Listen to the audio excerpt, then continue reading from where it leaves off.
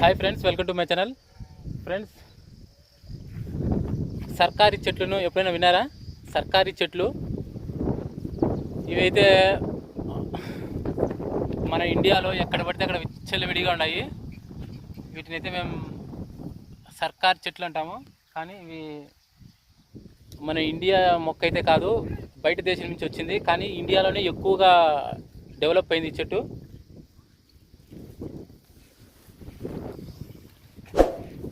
ఇదే ఫ్రెండ్స్ సర్కార్ చెట్టు. ఇది చూడండి, మా విలేజ్లలో ఈ చెట్లు భయంకరంగా ఉన్నాయి. ఎక్కడ పడితే అక్కడ ఉన్నాయి. వీటికి నీళ్ళు పోసి పెంచేది అలాంటిది ఏం లేదు. వర్షం వచ్చిందంటే చాలు ఆటోమేటిక్గా ఎక్కడ పడితే అక్కడ విచ్చలవిడిగా లేస్తాయి అన్నమాట ఈ చెట్లు. చూడండి, ఇవన్నీ సర్కార్ చెట్లే. అంటే గవర్నమెంట్ వాళ్ళు ఒకప్పుడు మన ఇండియాలో చెట్లు లేనట్టుగా ఈ మొక్కలు తెచ్చి ఇతర దేశం నుంచి తీసుకొని వచ్చి వేసినారు. అందుకే వీటిని సర్కార్ చెట్లు అంటాము. చూడండి, భయంకరంగా ఉన్నాయి. ఎక్కడ చూసినా ఇవే చెట్లే.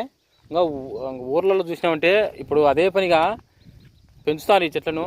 అంత విచ్చలవిడిగా ఉన్నాయి. ఎటు చూసినా ఈ ఊరంతా, ఏ ఊర్లో చూసినా ఈ చెట్లు ఫస్ట్ ఈ చెట్లతోనే ఊరు స్టార్ట్ అవుతుంది. అంత భయంకరంగా ఉన్నాయి. ఒకప్పుడు మన దగ్గర లేవని ఒక ఇత్తనం వేసినాము. ఇప్పుడు వద్దురా బాబోయ్ అన్నంత విధంగా అంత డెవలప్ అయినాయి చెట్లు. ఇయో ఫ్రెండ్స్, సర్కారీ చెట్టుకు చూడండి కాయలు ఏ విధంగా ఉన్నాయో. గుత్తులు గుత్తులుగా ఉన్నాయి. ఇట్లా కాస్తాయి అన్నమాట కాయలు, గుత్తులు గుత్తులుగా.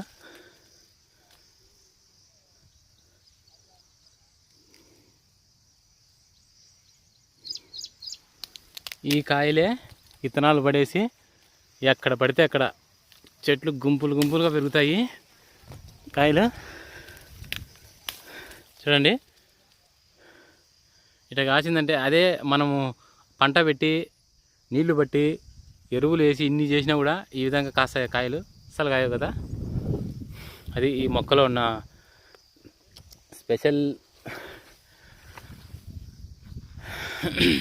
ఇలాంటి చెట్లను మనము ఉపయోగం ఉంది, ఎక్కువగా ఉండడం వల్ల నష్టం కూడా ఉంది. అది మాత్రం మనం గుర్తించాలా.